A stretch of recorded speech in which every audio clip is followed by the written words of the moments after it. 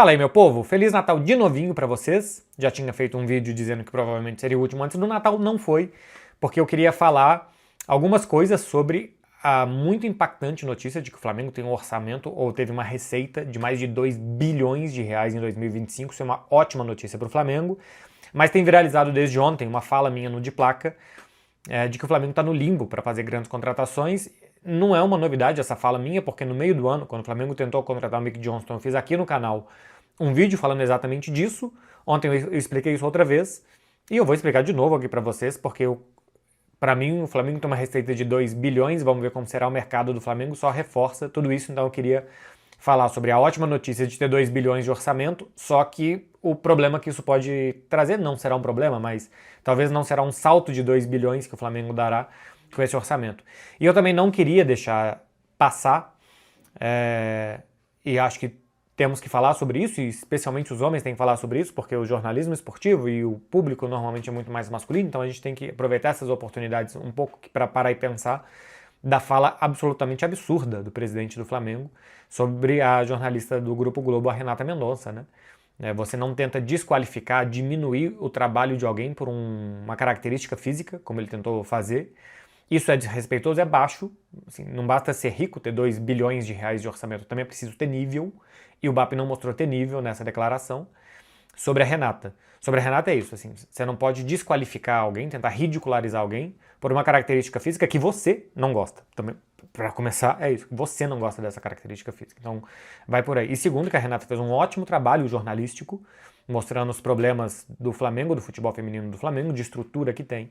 E para falar de um ponto de vista técnico sobre a declaração do BAP, que também tenta desmerecer a TV Globo, né, o Grupo Globo, fala, olha, vocês gastam tanto com direitos de transmissão, então se vocês investirem mais, a gente investe mais. Porque mundo afora tem se mostrado que investir no futebol feminino, primeiro você investe e depois você tem os resultados. E não primeiro vem o resultado e depois o clube vai investir.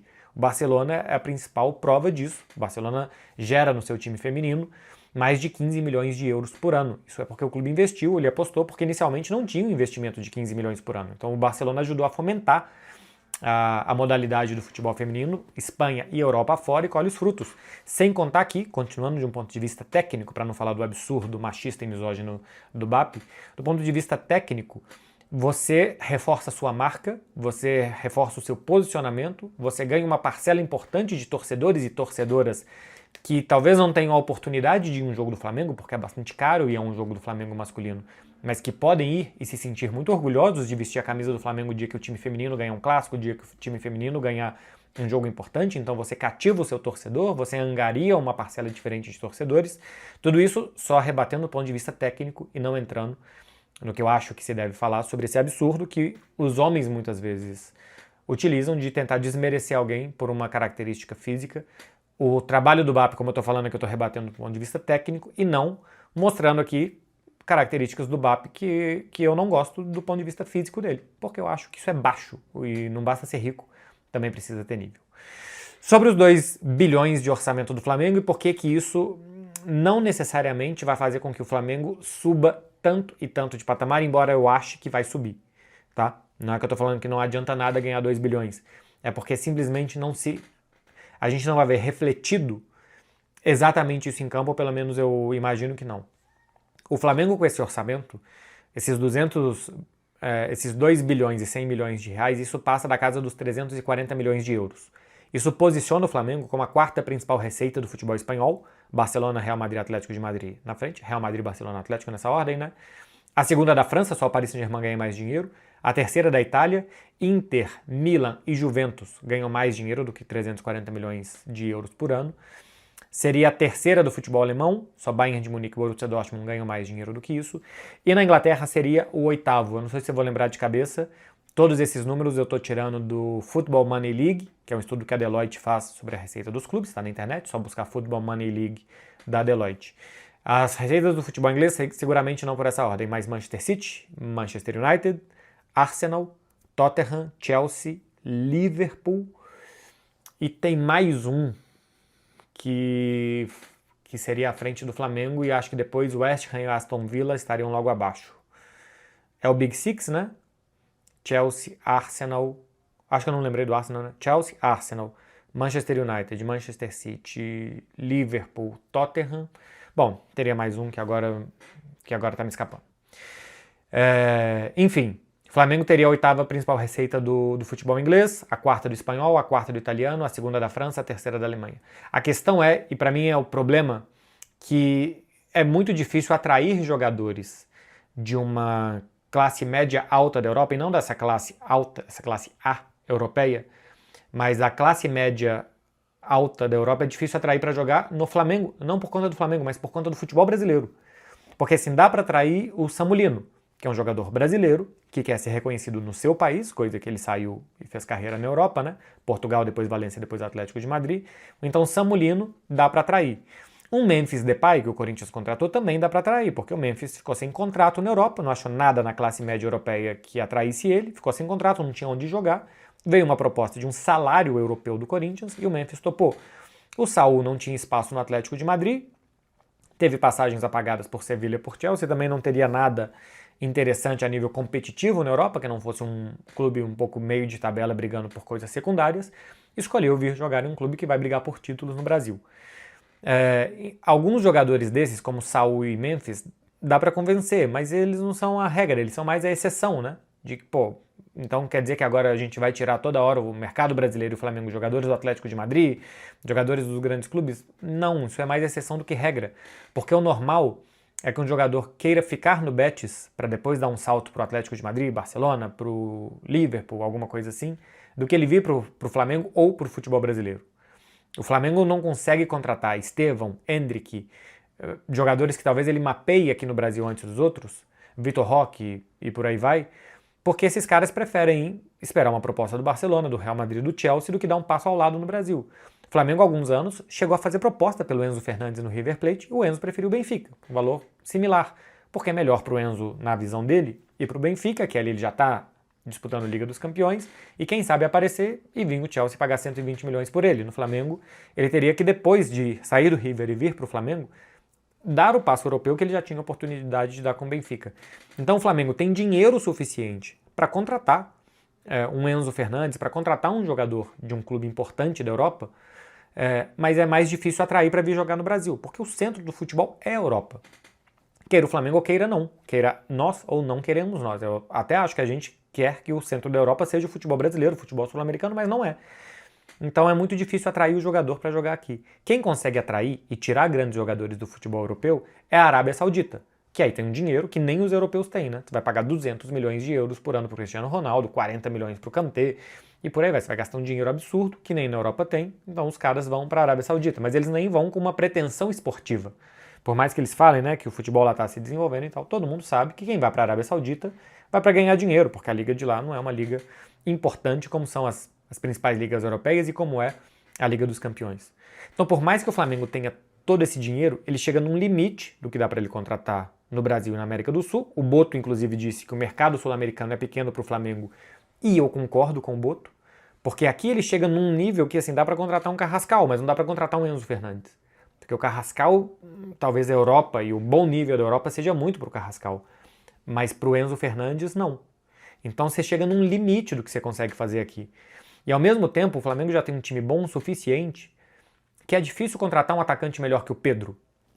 É difícil contratar um meia melhor que o Arrascaeta se o Arrascaeta não tiver a continuidade física que ele teve em 2025. É difícil agora que já trouxe o Jorginho, de ter um volante melhor que o Jorginho, de ter um volante melhor do que o Pulgar. Você acabou de gastar 25 milhões no Lino, teve um ano razoável só. Você vai contratar quem para o lugar do Lino agora? E esses 25 milhões investidos, você faz o que com ele? O Flamengo já tem Léo Pereira e Léo Ortiz. É difícil trazer um zagueiro melhor do que esses dois. Então é difícil que o Flamengo consiga fazer contratações que subam o nível muito desse time, porque quem vai subir muito o nível desse time são jogadores que vão ser difíceis de atrair. Porque os que não são difíceis de atrair, os Mick Johnstons da vida, o Grêmio contratou Martin Braithwaite. Esses caras dão para atrair. Atrair. Agora, Braithwaite vai subir o nível do Flamengo? Não vai, é um jogador de segunda divisão espanhola, que viveu um grande momento no Grêmio até se lesionar, estava tendo uma média de gols maior do que ele tinha em qualquer outro clube, mas não é um cara que é melhor do que o Pedro. Então é difícil de ir no mercado, o dinheiro que você tem e o poder de atração que o seu contexto te dá, não o seu clube, mas o seu contexto te dá, fica muito difícil que essas coisas andem junto. Você tem mais dinheiro do que poder de atração. Então é possível que você contrate um jogador que não seja tão bom, mas que esse sim você consiga atrair. Esse desequilíbrio aqui é que faz com que os 2 bilhões, que tem muito mérito o Flamengo de fazer 2 bilhões de reais, com que esses 2 bilhões não representem necessariamente um ganho real de qualidade. Eu acho que o Flamengo vai melhorar de qualidade pro ano que vem, vai fazer boas contratações, vai trazer jogador que todo mundo vai ficar, caramba, como que o Flamengo contratou esse cara? Se você vai ver que tem 2 bilhões de reais, 340 milhões de euros para contratar, alguém ele consegue convencer e contratar. Talvez alguém que esteja, por exemplo, na Arábia Saudita e que já tenha ganhado um certo dinheiro e que queira sair dali.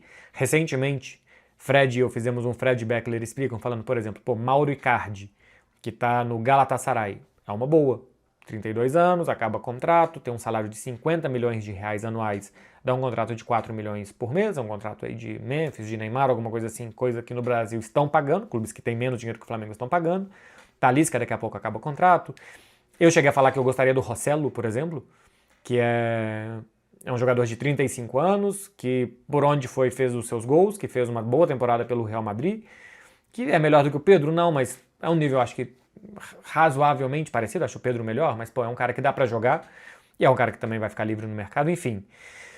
Precisa de criatividade, porque só o dinheiro não dá. Alguns clubes, os clubes top mundial, conseguem contratar com dinheiro. O Real Madrid olha de cima para baixo o que tem e pega.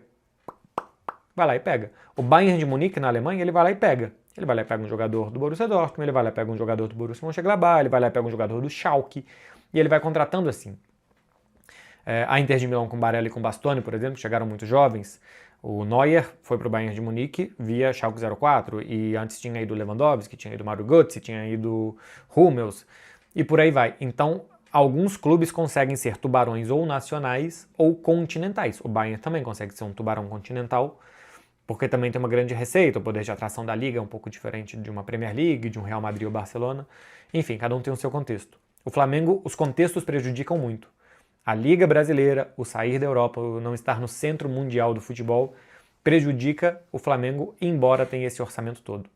Então, o que eu já tinha dito no meio do ano, quando o Flamengo foi gastar 6 milhões de euros no irrepetível Mick Johnston, eu repito, o Flamengo está num limbo, apesar de ter muito dinheiro, num limbo de, entre o que ele tem de dinheiro e o que ele tem poder de atração, tem um meio termo nisso daqui que não é fácil dele gastar esse dinheiro todo que ele tem. Então, foi isso que eu disse que está repercutindo muito, e eu tenho visto pelas mensagens que eu tenho recebido muito negativamente entre os torcedores do Flamengo, mas é esse contexto que gera esse problema que o Flamengo terá. Agora, outra coisa é que sim, eu acho que o time de 2026 vai ser mais forte do que o time de 2025. Mas eu acho que não proporcionalmente mais forte pro tanto de dinheiro que o Flamengo tem. Meu povo, agora eu acho que Feliz Natal. Eu duvido que no dia 24 de tarde eu continue fazendo vídeo para vocês. Faz favor de dar um presentinho de Natal aqui, curtindo esse vídeo, se inscrevendo no canal para não perder os próximos conteúdos. Beijo para vocês, Feliz Natal, vão abraçar suas famílias, vão vestir um gorrinho e vão encher a boca de vocês de peru. Tchau, gente, até mais.